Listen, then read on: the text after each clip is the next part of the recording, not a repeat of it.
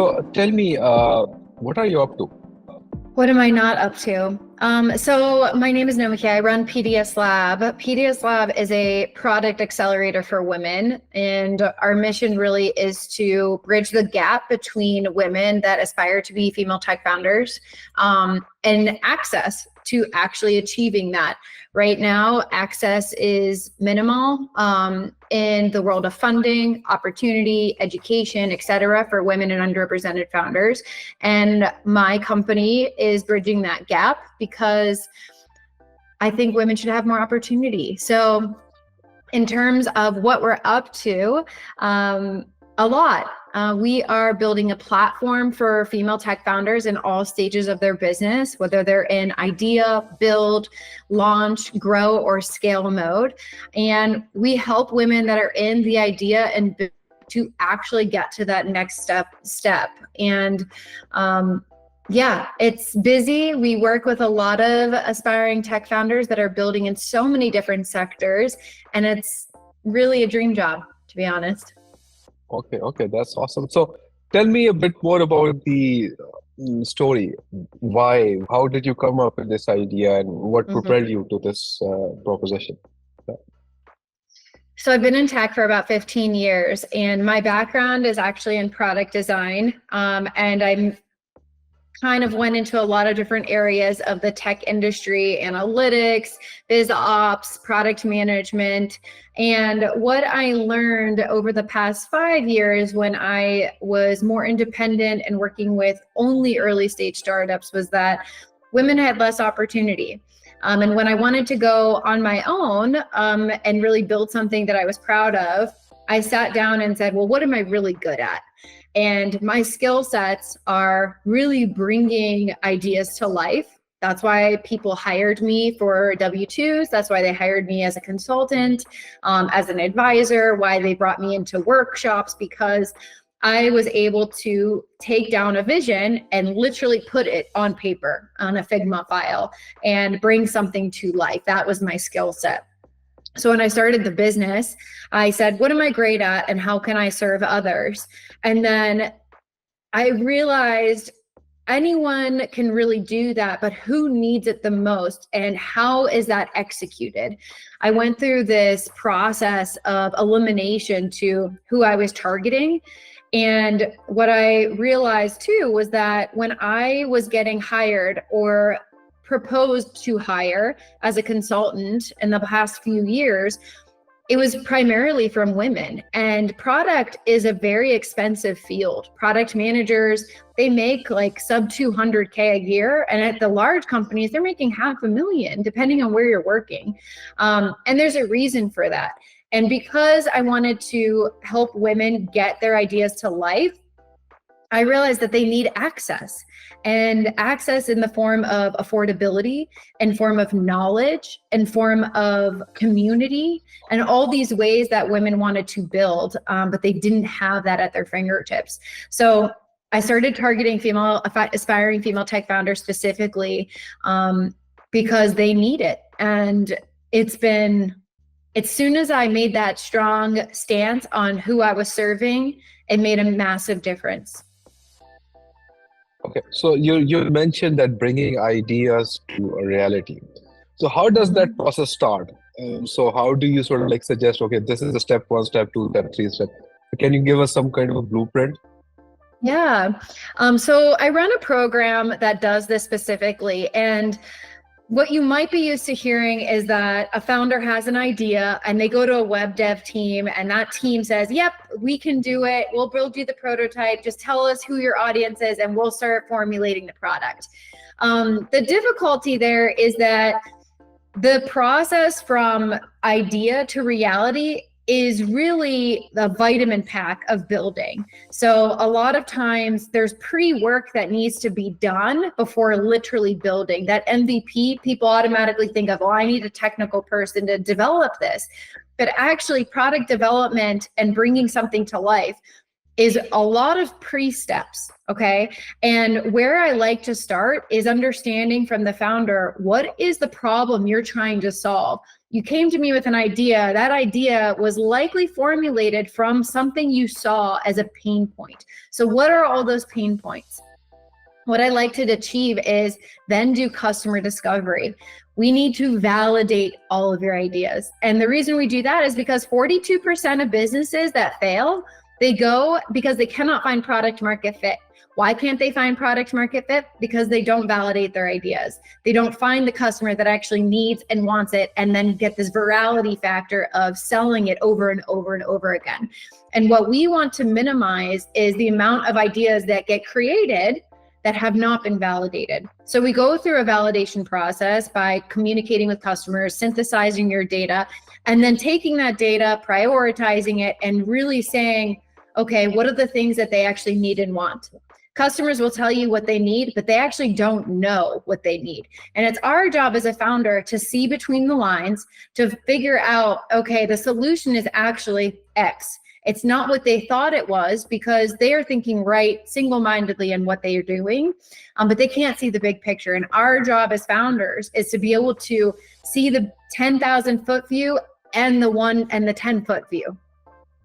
Okay, that's awesome. And you've used this method, and you've mentioned that obviously some of your ventures have raised $200 million funding and a $1,500 million in acquisition. Can you tell us about, okay, how those happened, what was the process like, and all of that? So the funding comes from a variety of different products that I've worked on. The industries that I was heavily focused on in that time frame were financial technology. There were multiple brands that I worked with from scratch, and then features of existing businesses to build new products. Feminine technology. So I worked with a major brand that was building breastfeeding applications for women and the digital side of it, and they received a lot of funding.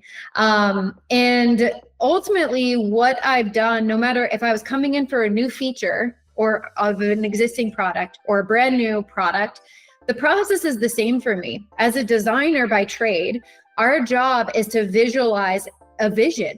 Like, we need to be able to say, okay, if that's what we want to achieve, how does that actually look? And not just how does it look, how will I make it work?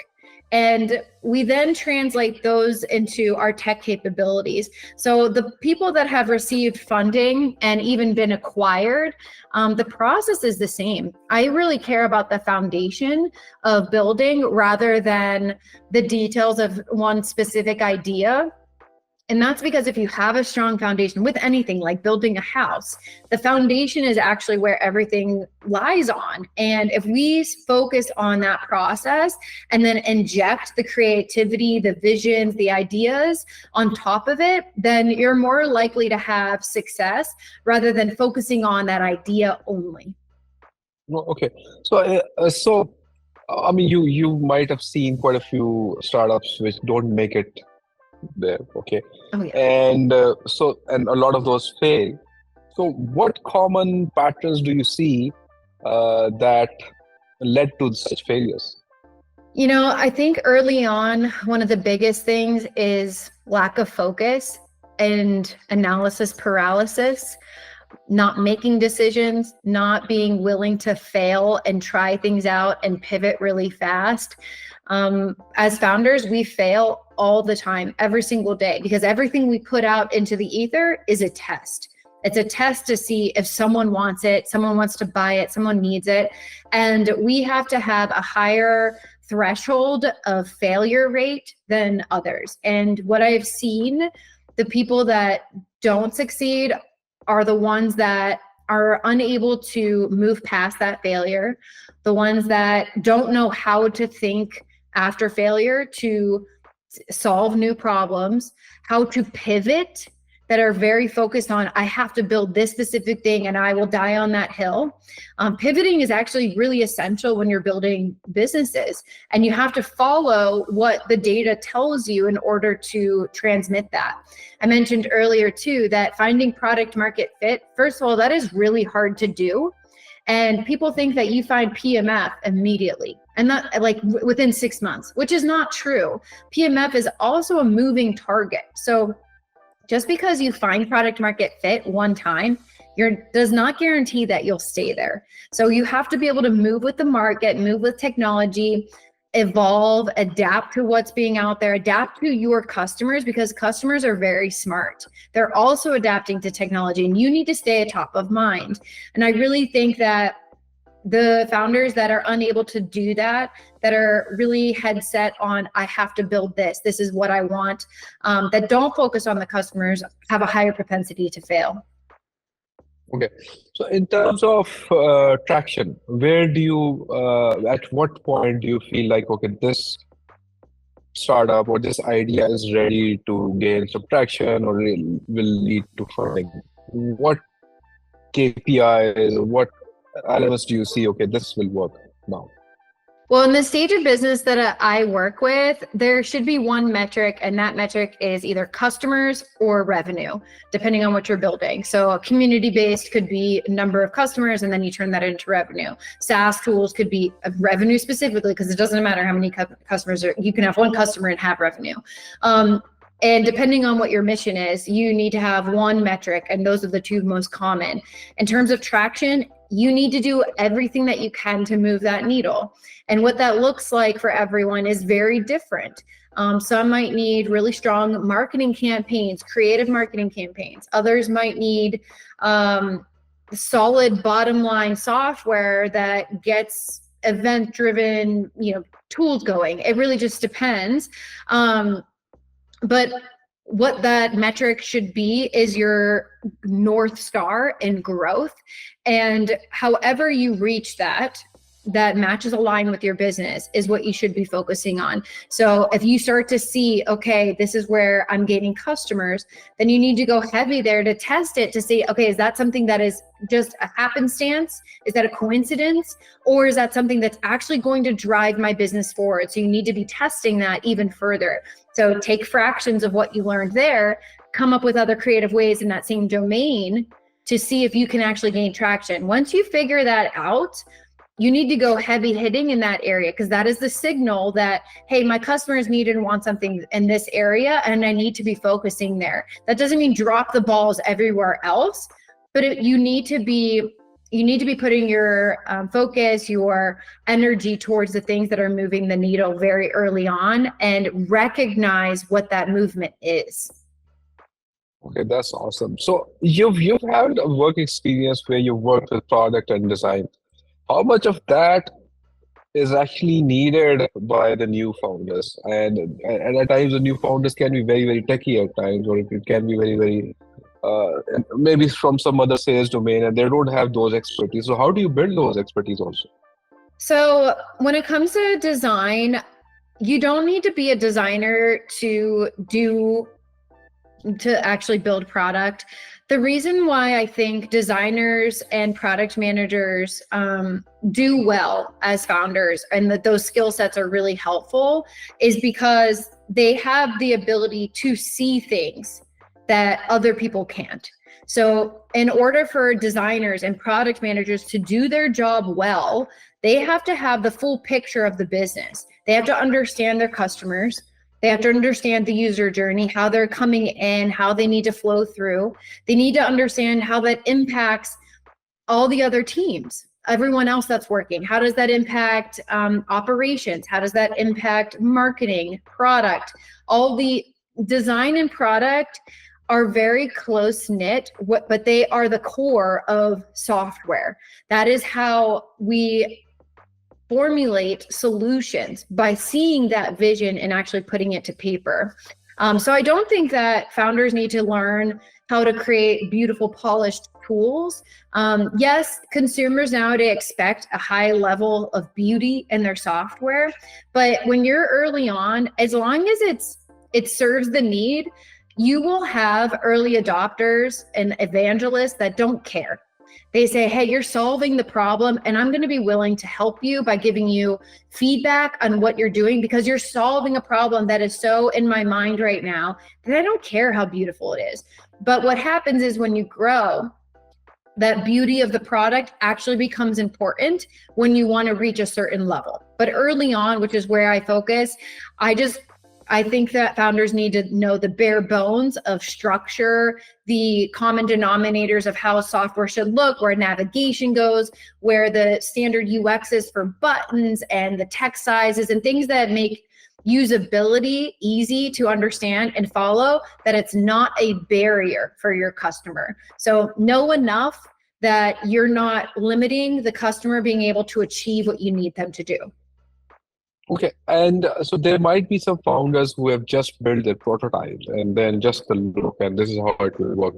Do you suggest them to take that to the market, or do you want something which is polished, working to take to the market? So how do you sort of like approach this problem? If you have a product that can be used and potentially paid for customers, and that's a prototype, then that's it. It can be a prototype, or an MVP can be as small as an Excel sheet with an algorithm. It doesn't actually matter. As long as it solves the problem for that customer, what it looks like doesn't matter. If you find the customer that's willing to invest in it because they need it, doesn't matter. So in terms of polish, I actually would not recommend them building out a full-fledged product. In our program, we teach people to think about how that idea can be we trim the fat. Our goal is to say, well, that's your idea and that's your vision, but like we need to narrow it way down, because you can't build that big thing. We need to, not right now at least, and we need to figure out what is the moving part in your idea that customers need, and what is the least common work and method that we have to build it from, that you can get those customers to say, yes, that solves my problem. Give it to them, see if it works, learn from them, then change it, make it a little bit better, make it stronger. But overall, that first product, it could be a website on that you built yourself. It could be an Excel sheet, like I mentioned. It does not have to be any big, beautiful tool. Okay. So you mentioned that you are helping founders to think about the strategies and how to go about it. And so what kind of lenses should they actually look through? So what kind of thinking should they have? Or maybe in your program, what kind of like mentor frameworks that you're sharing with your founders to navigate this journey? So in terms of like how to narrow down, I think you're asking, how do I narrow down the strategy from that big idea to something super small? Is that correct?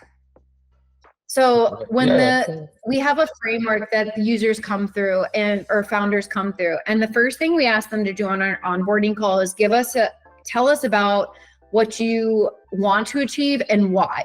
We want to understand the underlying reason that they even have this idea, because they obviously saw a problem. Okay, so what we do is say, okay, list all your problems. How many problems in that situation did you find that brought you to this idea? And there could be like 20, right? Our job is to then say, okay, from these 20 ideas, that's a great starting point of the problems that you're encompassing. Let's now go talk to your target audience. Who do you think your audience is? And oftentimes that audience is not who they should be targeting. What we find is that they think so broad that, oh, I want to serve this whole industry, but actually it's like one person in that industry. And we have to figure out who that is that they're solving for, because it's not everyone. From there, that data that we start to communicate with, so we literally ask them to have AI note takers when you're talking to them, asking the right questions. We also always recommend the book, The Mom Test by Rob Fitzpatrick. He teaches you how to ask the right question. So just because you're talking to your customers, it doesn't mean that you're getting valuable data that you can use. And that is a big mistake with a lot of people that think they're doing discovery, but they're not, because they're not nailing down what is the pain point that customer is having. So there's an education process involved in making sure that you're asking the right questions, tying that to the problem statement so that you can say, yep, that checks off. Yep, that checks off, or nope, that does not check off, throw that one out. Before we even get to, that is almost half the program, before we even get to, all right, what is the user experience? What are the steps that a user would take from from the one problem that we've identified. From there, we start to say, okay, if we built this user experience, what do we need to make it work? So part of our job at the lab is to help founders understand the tech, the plumbing. Do you need to build something custom? Do you need to, is there a third-party tool you can use? Is there something that you can build on your own? Are there integrations?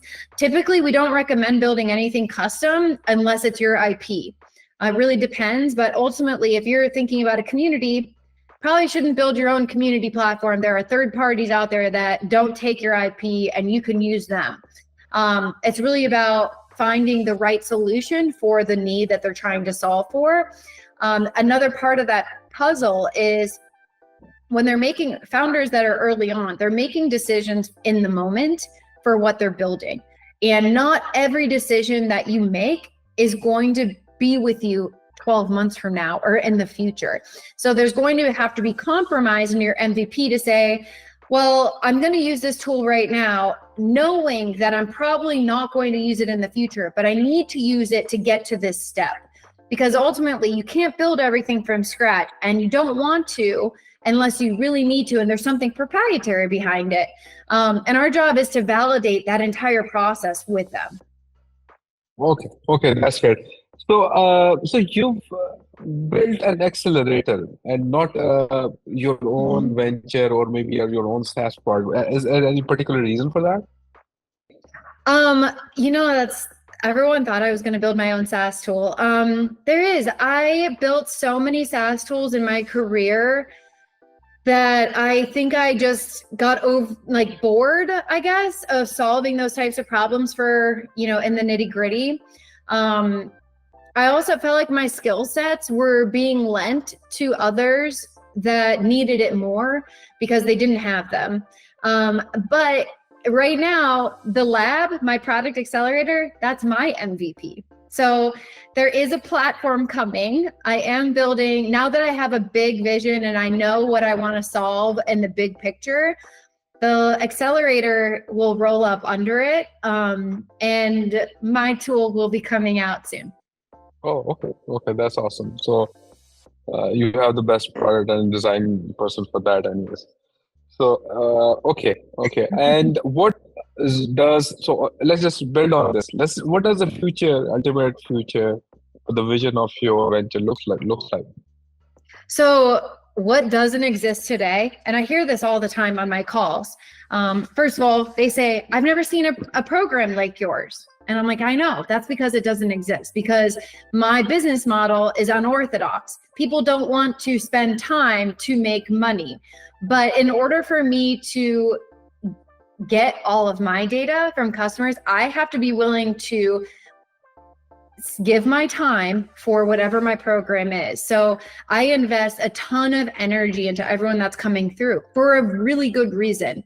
I can't automate anything until I understand all the problems that my own customers are having at a very deep level. When I started the business, I did the program for free. It was, the amount of time I probably expended like $50K worth of work to help founders get there because I needed to learn what the program should look like. And now my program is actually paid, but I'm still doing it manually because they're paying, which means they have a different intention of what they receive from me. So now I'm learning from them again. And this MVP is now going to be turning into something that's bigger. And what does not exist, not just the program, what does not exist is a place for female tech founders in any stage of their business to come together for better outcomes. So right now, there's no place for aspiring female tech founders and female tech founders that have made over $1 million in revenue. There's no place for them cohesively to talk about what worked for them, what didn't work for them, what tools did they use, who were they connected to, what got them to the next step. And not only that, literally the building aspect. How did they build their MVPs? How much did they spend? All this information is inaccessible right now because no one wants to share that information. So, and part of that is because women have less opportunity. When they get inside of the room with investors, they're questioned differently. So they already feel like, oh, well, I had to figure it out, but I don't know if I did the right thing. I don't know if I just thought what I did and I just went with it. No one knows what they don't know, right? So these creative ways are actually what makes women stand out, because they're forced to do it. They're forced to be creative and scrappy and resourceful because they have lost opportunity, and they have to bootstrap their businesses because they're not getting funding. So I think that power, I want to put female tech founders in the power seat where they have a place to go. And if anyone wants to be invited in, investor wants to be invited in, they have to earn that right. And just building this place where female tech founders have a table, they have their own table, and they're not scrapping at bits to be at someone else's. Okay. So I think you feel strongly about this domain, right? And which industry and which verticals are you focused on? I don't actually care which vertical you're in. We teach the foundation. So product, I have mentors that are in very specific verticals, but ultimately what we teach is not about vertical specific. It's about the foundation of building, so that when they leave us, say a founder is done with the program and they're like, okay, I'm done, now I'm moving on. They know the foundation. They know how to actually go through the process for their next feature, for their next business venture. And they've learned those core skills that will help them in the long run. That's what I really care about. There are plenty of programs out there that say, hey, build a no-code app with my program, and we use generative AI to build out your business plan and all those things. And I think that's wonderful that they exist. But the problem that I'm solving is not how fast can you get there, but it should be quick, of course, but not how fast using tools. It's about understanding why. It's understanding how to do it, so that when they do have to make strategic business decisions, they understand and they're not taking in 10% of what ChatGPT told them to do because it's not using their brain.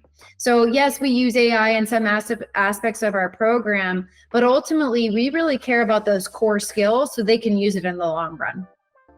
Okay, that's fantastic.